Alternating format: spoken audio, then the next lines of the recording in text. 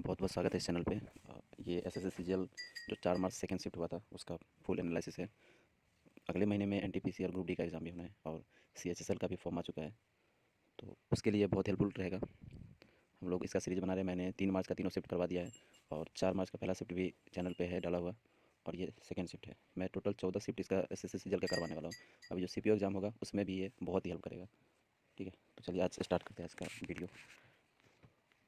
सबसे पहला क्वेश्चन था कि कौन सा ऐसा अमेरिकी भारतीय फोर्ब्स इंडिया की 2020 में देखने के लिए 20 लोगों की सूची में शीर्ष पर रहा था। तो 4 ऑप्शन है आपके पास, तो उसमें से आपको बताना है कि कौन से वो है जिसको फोर्ब्स की सूची में स्थान आया है। तो देखिए, पहला ऑप्शन है आपका हसन मिनहाज। तो हसन मिनहाज जो है ये अमेरिकन कॉमेडियन है और राइटर भी है, प्रोड्यूसर भी है, और नेटफ्लिक्स पे इनका एक एपिसोड चलता है जिसको बोला जाता है, नाम है Patriot Act with Hasan Minhaj. ठीक है, आप देख सकते हैं कभी। तो इसी को पहला स्थान मिला था सबसे पहले। उसके बाद प्रशांत किशोर है दूसरा। ये भी एक पॉलिटिशियन है, और जब मोदी जी आए हुए थे 2014 में, ठीक है, तो इन्होंने एक लोगो बनाया था कि लोगो मतलब कि इन्होंने एक नारा दिया था, हर हर मोदी घर घर मोदी। तो वो इन्हीं का दिया हुआ था, प्रशांत किशोर का ये। और अब की बार भारत सरकार मोदी सरकार जो दिया था वो इन्हीं का देन था। उसके बाद है महुआ मोइत्रा, तीसरा ऑप्शन में है महुआ मोइत्रा। तो ये कौन है? महुआ मोइत्रा जो है ये एक पॉलिटिशियन है और मेंबर ऑफ पार्लियामेंट भी है, और ये आती है कहाँ से? वेस्ट बंगाल से। अभी जो 17वीं लोकसभा है उसमें ये वेस्ट बंगाल से चुन के आती है। उसके बाद है एक दुष्यंत चौटाला। तो दुष्यंत चौटाला जो है यह है आपका जननायक जनता पार्टी जो है हरियाणा का। तो वहाँ के ये को फाउंडर भी है इसके, और जो जो ये पार्टी है जननायक जनता पार्टी, और वहाँ के डिप्टी सीएम भी है। ये डिप्टी सीएम भी है दुष्यंत चौटाला, और इन्होंने अपना एजुकेशन किया था कैलिफोर्निया से। और इनके पत्नी का नाम जो है वो है मेघना चौटाला। तो इसमें से आंसर कौन सा होगा? हसन मिनहाज, जो फोर्ब्स के सूची में सबसे पहले नंबर पर है। नेक्स्ट है आपका, मध्य प्रदेश के पहले राज्यपाल कौन थे? सब बोले सबसे पहला राज्यपाल कौन था? तो सबसे पहले जो राज्यपाल थे वो थे डॉक्टर सीतारामैया। इसको पट्टाभी सीतारामैया भी बोला जाता है।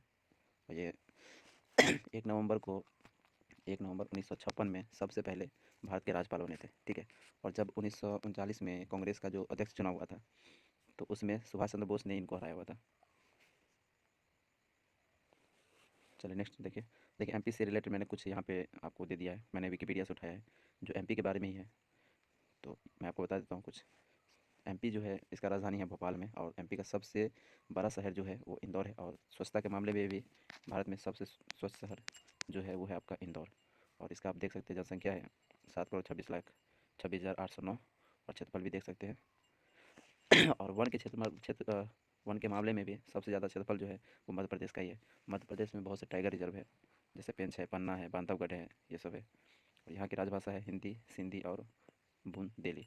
और यहाँ पे एक मेट्रो भी स्टार्ट हुआ है जिसको बोला गया भोज मेट्रो मध्य प्रदेश में स्टार्ट हुआ है। और मध्य प्रदेश का गठन हुआ था 1 नवंबर को।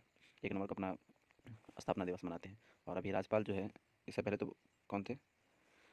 अभी जिनका हाल ही में मृत्यु हुआ है, मैं नाम भूला शायद, फागू चौहान नहीं, फागू चौहान नहीं, मैं नाम भूला अभी शायद। तो अभी राज्यपाल जो है वो आनंदीबेन पटेल है, और मुख्यमंत्री जो है वो शिवराज सिंह चौहान है जो भाजपा से चुन के आए हुए हैं। और साथ में देख सकते हैं और भी कुछ सब है, जैसे इसका न्यायालय जो है ये है आपका इंदौर में और ग्वालियर में है। और भी कुछ देख सकते हैं इसके बारे में। मध्य प्रदेश का राजधानी भोपाल है, और ये डेटा दिया हुआ है कि मध्य प्रदेश 1 नवंबर 2020 2000 तक क्षेत्रफल के आधार पर जो है भारत का सबसे बड़ा राज्य है। सही बात है। मध्य प्रदेश राजस्थान के बाद ही आता है इसका नंबर। और इसमें 16 जिले अलग कर छत्तीसगढ़ से बनाया गया था, आपको ये याद रखना है। और इसके उत्तर में है उत्तर प्रदेश, पूर्व में है छत्तीसगढ़, दक्षिण में महाराष्ट्र है। वैसे महाराष्ट्र का बाउंड्री ही लगता है महाराष्ट्र इसके साथ। और पश्चिम में गुजरात है, और उत्तर पश्चिम में राजस्थान मिलेगा आपको। तो अगर आपको कुछ पढ़ना है तो आराम से आप इसको रोक के पढ़ सकते हैं वीडियो को। ये देखिए, इन्हीं का नाम है डॉक्टर पट्टाभी सीतारामैया, जो एमपी के सबसे पहले राज्यपाल रहे थे। उसके बाद है नेक्स्ट आपका कि जेलीफिश किस संघ का उदाहरण है? तो जेलीफिश जो आता है वो आपका आता है निडेरिया संघ के अंतर्गत। निडेरिया संघ के अंतर्गत आता है, यह ऑप्शन छूट गया है। तो आपको याद रखना है कि ये निडेरिया संघ के अंतर्गत आता है, और इसको जो है सिलेंट्रेटा भी बोला जाता है। सिलेंट्रेटा बोला जाता है, सिलेंट्रेटा। ठीक है, और इसमें आते हैं जैसे इस संघ में आते हैं हाइड्रा और मूंगा जो होता है, ये सब आता है, हाइड्रा और मूंगा। नेक्स्ट है किस टेनिस स्टार के सम्मान में स्विस सिक्का डाला गया है? यानी स्विस सिक्का भी हाल फिलहाल उसके ये जीवित ही थे, फिर भी इसके याद में आदमी जो है निकाला है। तो कौन ऐसे हैं? वो है आपका रोजर फेडरर। और रोजर फेडरर जो है ये स्विट्जरलैंड के रहने वाले हैं, स्विट्जरलैंड के रहने वाले। नेक्स्ट है जनवरी 2020 में भारत के विदेश सचिव के रूप में जो है किसे चुना गया है? तो ये हर्षवर्धन श्रृंगला को चुना गया है। नेक्स्ट है किस केंद्रीय गृह मंत्री ने नई दिल्ली में करम योद्धा नामक ग्रंथ नामक पुस्तक का विमोचन किया है? पिछले शिफ्ट में थर्ड शिफ्ट जो हुआ था उसमें भी ये क्वेश्चन पूछा गया था। अगर कॉमन सेंस इसमें आप लगाते तो ऐसे टिक्स कर सकते थे। देखिए इसमें दिया है गृह मंत्री, तो गृह मंत्री कौन है? अमित शाह, तो अमित शाह ही होगा। धर्म, ये जो करम योद्धा बुक है ये नरेंद्र मोदी के जीवन पर आधारित है, करम योद्धा। उसके बाद है सौरमंडल में ग्रहों के क्रम में मंगल और शनि के बीच में कौन सा ग्रह है? तो देखिए टोटल तो 8 ग्रह है। जैसे सबसे पहले सन है, उसके बाद है बुध, उसके बाद है आपका शुक्र ग्रह, और उसके बाद आता है पृथ्वी, फिर मंगल, उसके बाद मंगल के बाद बृहस्पति, बृहस्पति के बाद शनि, शनि के बाद है अरुण वरुण। याद रखने का एकदम आसान तरीका मैंने जो बनाया है वो है कि बस अब पृथ्वी पर मंगल जो है, मंगल के बाद बृहस्पति शनि होगा और उसके बाद अरुण और वरुण आएगा। तो एकदम आसान तरीका है। तो देखिए जो बोला है कि 2 ग्रहों के बीच में है, तो मंगल और शनि के बीच में कौन सा है? तो मंगल और शनि के बीच में कौन सा है? बृहस्पति ग्रह। और बृहस्पति ग्रह जो है सबसे बड़ा ग्रह भी है। उसके बाद जनवरी 2020 में सशक्त मिशन इंद्रधनुष 2.0 का दूसरा चरण किस राज्य में आरंभ हुआ था? तो आपको ये स्टेट बताना है कि कौन सा स्टेट है जहाँ पे ये हुआ था। तो ये आपका यूपी में हुआ था इसका सशक्त मिशन इंद्रधनुष 2.0 का दूसरा चरण। उसके बाद है भारत के किस शहर को पूर्व के इतिहास के रूप में जाना जाता है? यहाँ पे शायद टाइपिंग मिस्टेक हुआ है, ये एथेंस यहाँ पे था। पूर्व का एथेंस किसको बोला जाता है? ये था क्वेश्चन में कि पूर्व का एथेंस किसको बोला जाता है, तो ये मदुरै को बोला जाता है। मदुरै जो है उसको बोला जाता है, और मदुरै में मीनाक्षी टेम्पल है, मीनाक्षी टेम्पल है मदुरै में। नेक्स्ट है भारत में कौन सा शहर सबसे पारंपरिक कढ़ाई शैलियों में एक चिकनकारी के लिए विश्व प्रसिद्ध है? तो ये है आपका लखनऊ। लखनऊ में ही सबसे पहले जो है चिकनकारी जो चित्रकला है वो सबसे पहले लाया गया था। और माना जाता है कि इसका श्रेय जो था वो औरंगजेब, जहांगीर की जो पत्नी थी नूरजहाँ, ठीक है, उसने सबसे पहले इसको स्टार्ट किया था। नेक्स्ट है निम्नलिखित में से कौन सा भारत का जुड़वा शहर नहीं है? तो त्रिशूल और तिरुवल्ला नहीं है। देखिए मैं एक चीज़ बताता हूँ आपको, जुड़वा शहर किसको बोला जाता है? मान लीजिए ये भुवनेश्वर है, ठीक है, और ये कटक है। अगर दोनों का बाउंड्री आसपास में मिलता है, ठीक है, तो इसी को हम लोग जुड़वा शहर बोलते हैं। जैसे जुड़वा भाई बहन कैसे होता है, दोनों का शक्ल सेम होना चाहिए, वैसे ही है पास वाला जो स्टेट होता है और उसका कल्चर जो सेम होता है, रहन सहन अगर सेम होता है तो उसको जुड़वा शहर बोला जाता है। तो इसमें कटक और भुवनेश्वर तो है ही, अहमदाबाद और गांधीनगर भी है, हुगली और धारवाड़ भी है, लेकिन त्रिशूल और तिरुवल्ला नहीं है। नेक्स्ट है आपका मिथेन एक रंगहीन गंधहीन, गांधीनगर नहीं होगा, गंधहीन होगा, गंधहीन विषैली ज्वलनशील गैस है, इसका सामान्य नाम क्या है? तो इसका सामान्य नाम है आपका मिथेन, इसको CH4 बोलते हैं, मिथेन को। नेक्स्ट देखिए, और मिथेन जो गैस है वो सबसे ज़्यादा पाया जाता है, दलदली वाला इलाका जो होता है वहाँ पाया जाता है मिथेन गैस। नेक्स्ट है क्रिकेट में 2 अंतर्राष्ट्रीय हैट्रिक लगाने वाले पहले भारतीय कौन है? अगर थोड़ा सा भी कॉमन सेंस लगाते तो आप बना सकते थे इसको। विराट कोहली बॉलिंग नहीं करते हैं, ठीक है। नहीं इसमें पूछ रहा है हैट्रिक लगाने वाला, तो वही हुआ। और रोहित शर्मा भी नहीं करते, एक ही है कुलदीप यादव, ये करते हैं। तो कुलदीप यादव ने अंतर्राष्ट्रीय क्रिकेट में हैट्रिक लिया हुआ है। उसके बाद है किस स्तंभ शिलालेख में समुद्रगुप्त की उपलब्धियाँ भी लिखित गई है, जो अपनी विजय के लिए नेपोलियन ऑफ इंडिया के नाम से जाना जाता है? तो भारत का समुद्रगुप्त जो बोला जाता है वो किसको बोला जाता है? ये आपको बोला जाता है भारत का नेपोलियन समुद्रगुप्त को ही बोला जाता है, आपको ये याद रखना है, भारत का नेपोलियन बोलते हैं उसको। इसके दरबार में एक कवि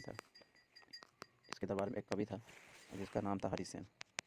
तो हरिसेन ने ही यह स्तंभ पे लिखा था, और उस स्तंभ का नाम था इलाहाबाद स्तंभ, ठीक है। और इस पर लिखा क्या था? प्रशस्ति अभिलेख, इस पर लिखा हुआ था। उसके बाद देखते हैं सुप्रसिद्ध विक्टोरिया टर्मिनल स्टेशन में छत्रपति शिवाजी महाराज टर्मिनल मुंबई किस काल अवधि में बनाया गया था? यानी कि मुंबई में जो छत्रपति शिवाजी है इससे पहले इसको विक्टोरिया बोला जाता था, विक्टोरिया टर्मिनस, ठीक है। लेकिन अभी वहाँ के जो लोकल आदमी हैं वो इसको BT बोलते हैं, ठीक है। और अभी जो नाम है अभी नाम है छत्रपति शिवाजी टर्मिनल। तो ये जो बना था 1878 से 1888 में। नेक्स्ट है अक्टूबर 2019 में मुद्रा कोष के प्रबंध निदेशक के रूप में किसे नियुक्त किया गया है? तो मुद्रा कोष जो है इसके लिए प्रबंध निदेशक जो बना है वो है आपका क्रिस्टलिना जॉर्जीवा बनी है। 1923 का झंडा सत्याग्रह या ध्वज सत्याग्रह किस शहर में आयोजित हुआ था? तो ये हुआ था 2 जगह पे, एक नागपुर में हुआ था और एक जबलपुर में हुआ था। तो ऑप्शन में नागपुर है तो नागपुर ही मारेंगे। नागपुर से अरविंद बोबरे जो है चीफ ऑफ जस्टिस 47 नंबर के 47वें चीफ ऑफ जस्टिस है अरविंद बोबड़े, वो नागपुर के ही है। नेक्स्ट है आपका कि जनवरी 2020 में नई दिल्ली में किसके विकास के द्वारा अभिकरण की 6ठी बैठक की अध्यक्षता की गई थी। तो आपको बताना है कि किसकी अध्यक्षता में किया गया था। तो यह किया गया था अमित शाह, जो कि गृह मंत्री हैं, और ये गांधीनगर से चुनाव लड़ते हैं। उसके बाद है नेक्स्ट आपका कि जॉन मेनार्ड किन्स, जो अपने आर्थिक सिद्धांतों के लिए जाने जाते थे, वो किस देश के हैं। तो ये इंग्लैंड के रहने वाले थे। इन्होंने ग्रेट डिप्रेशन को समझाया था। उसके बाद है आपका नेक्स्ट कि निषेचन के बिना जो फल का विकास होता है, ठीक है, उसको क्या बोला जाता है। तो इसको बोला जाता है पार्थेनोकॉपी। अगर कोई भी परागण है, ठीक है, अगर बिना अंडाशय का अगर उत्तेजित किया जाए, ठीक है, और बिना निषेचन का अगर फल का विकास अपने आप अगर स्टार्ट हो जाए, तो उसी को पार्थेनोकॉपी कहते हैं हम लोग। उसके बाद है नेक्स्ट आपका लाल रक्त कोशिकाओं के निर्माण के लिए शरीर का कौन सा अंग जिम्मेदार है। तो ये आपका अस्थि मज्जा के कारण ही, जिसको बोन मैरो बोला जाता है, बोन मैरो, ठीक है। तो इसी में जो है निर्माण होता है, अस्थि मज्जा में बोन मैरो का निर्माण होता है। लेकिन अगर मान लीजिए कोई भ्रूण अवस्था में है, ठीक है, कोई बच्चा है, तो उसमें आरबीसी कैसे होगा। तो उसमें आरबीसी का जो निर्माण होता है वो या तो लीवर में होता है या प्लीहा में होता है। नेक्स्ट है स्वतंत्रता सेनानी सुचेता कृपलानी किस राज्य की पहली महिला मुख्यमंत्री बनी थी। तो ये कहाँ से पहले महिला मुख्यमंत्री बनी थी, उत्तर प्रदेश से, ठीक है। और इनके पति का नाम है जेबी कृपलानी। नेक्स्ट है जॉर्ज साइमन ओम, जिनके सम्मान में हमारे पास प्रसिद्ध ओम का नियम है, वो किस देश के हैं। तो ओम का नियम जो दिए थे वो कहाँ के रहने वाले हैं, तो ये रहने वाले आपके जर्मनी के, ठीक है। और इन्होंने बताया था कि ओम का जो नियम दिया गया था उसमें बताया गया था कि विभवांतर जो होता है वो धारा के समानुपाती होता है। नेक्स्ट है ज्वारा नृत्य का उत्सव मनाने की एक नृत्य शैली है, उसकी उत्पत्ति किस राज्य में हुई थी। तो ज्वारा नृत्य जो है आपका, यह कहाँ का है, यह आपका मध्य प्रदेश में एक जगह है बुंदेलखंड, ठीक है। अगर आप लोगों ने बाजीराव मस्तानी देखा होगा तो शुरू का जो लड़ाई है वो बुंदेलखंड का ही दिखाया गया, जहाँ से बाजीराव मस्तानी जो है उससे हेल्प लेने के लिए जाती है बाजीराव से। नेक्स्ट निम्नलिखित में से कौन सा राष्ट्रीयकृत बैंक नहीं है। तो भारतीय स्टेट बैंक नहीं है, क्योंकि देखिए हमारे इंडिया में 2 बार जो है भारत सरकार द्वारा बैंकों का राष्ट्रीयकरण किया गया था। एक किया गया था 19 जुलाई 1969 में, और दूसरा एक बार और जो था 1980 में किया गया था। चलिए, तो इतना ही था, टोटल 25 क्वेश्चन कंप्लीट हो गए हैं। मेरा थोड़ा तबीयत सही नहीं था, इसके लिए मैं धीरे धीरे बता रहा था आप लोग को, आप लोग मैनेज कर लीजिएगा। मिलते हैं नेक्स्ट वीडियो में।